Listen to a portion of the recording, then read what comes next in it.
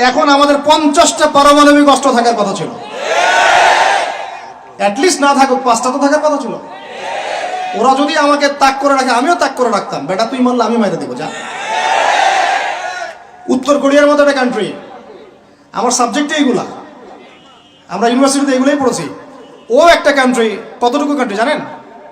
উত্তর কোরিয়া দক্ষিণ কোরিয়া একসময় মারামারি করতো, এই মারামারি লাগিয়ে দিয়েছিল পশ্চিমরা।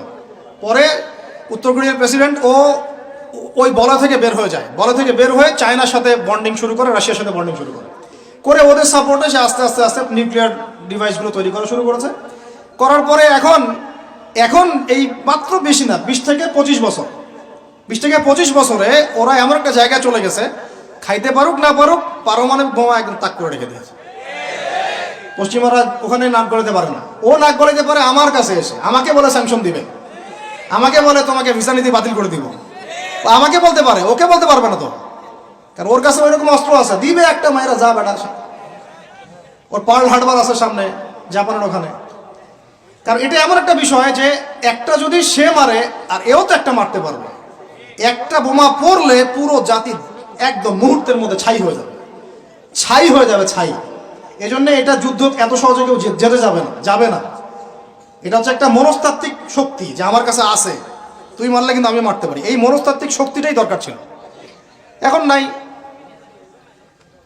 আর ভাই এগুলো আমাদেরও তো অনেক দোষ, সব কিছু তো আমরা মানুষের উপর চাপাই দিয়ে বসে থাকি।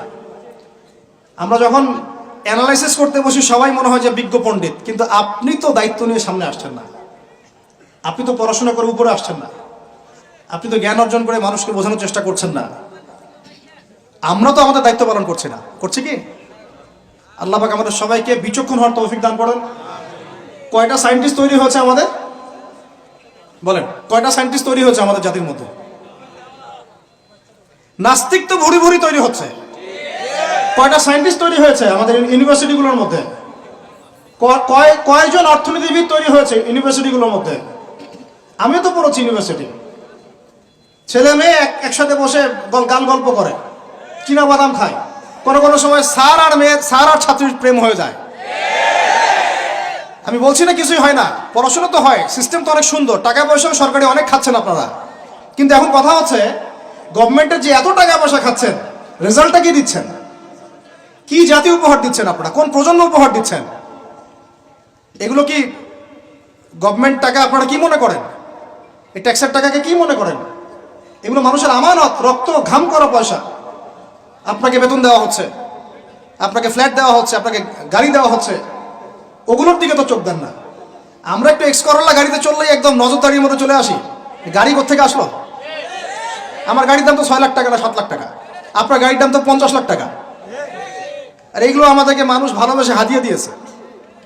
আপনাকে ভালোবেসে না দিলে আমি কি করতে পারি? আমার কিছু করার আছে? তো মূল জায়গাগুলো তো আমরা দেখি না।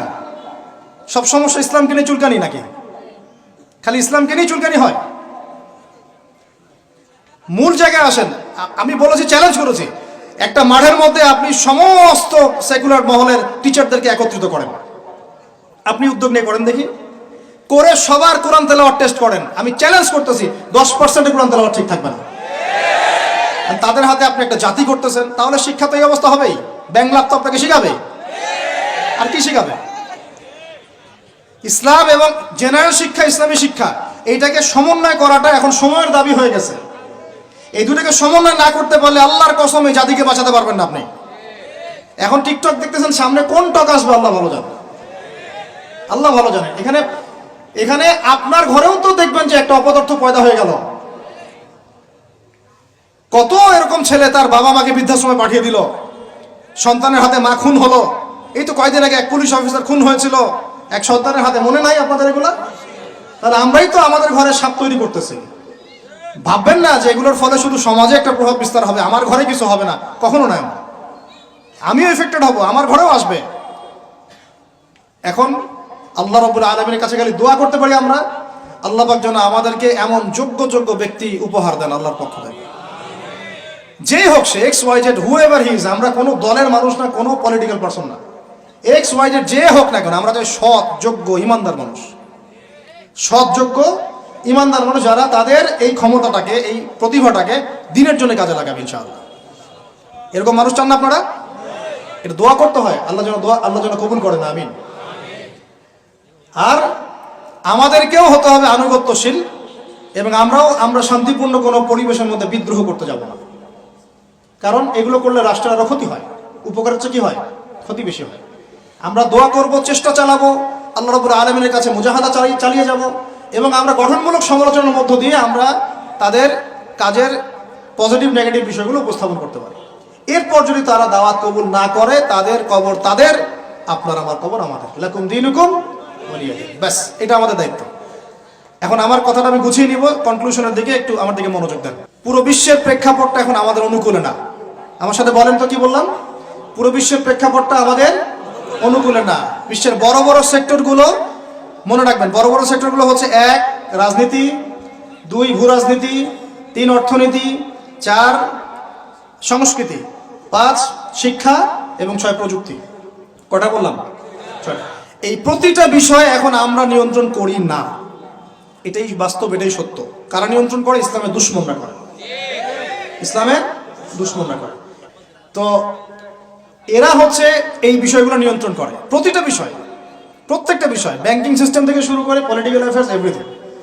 আমাদের হাতে কিছু নাই, কিন্তু আমরা বললাম যে ফিউচারে ঈসা আলাইহিস সালাম আসবেন এবং এটা কায়েম করবেন। এই তো কনক্লুশন।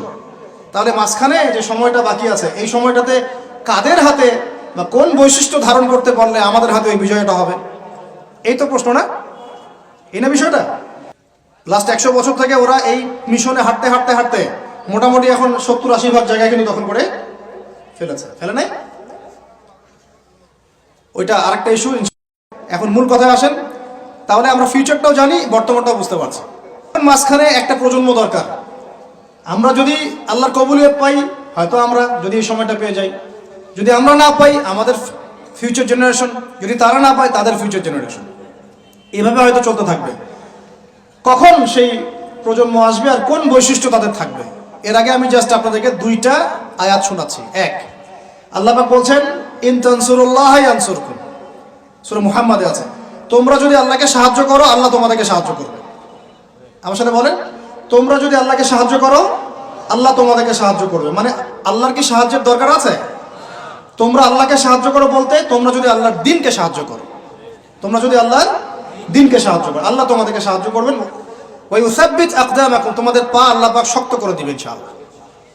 একটা। 2 নাম্বার, ইন্নাল্লাহা লা ইউগাইয়িরু মা বিকওমিন হাত্তা ইউগাইয়িরু মা বিআনফুসিহিম, আল্লাহ পাক কোনো কওমের, কোনো জাতির অবস্থা ততক্ষণ পর্যন্ত পরিবর্তন করেন না, সংশোধন করেন না, যতক্ষণ তারা নিজেরাই নিজেদের অবস্থা পরিবর্তনের চেষ্টা না করে।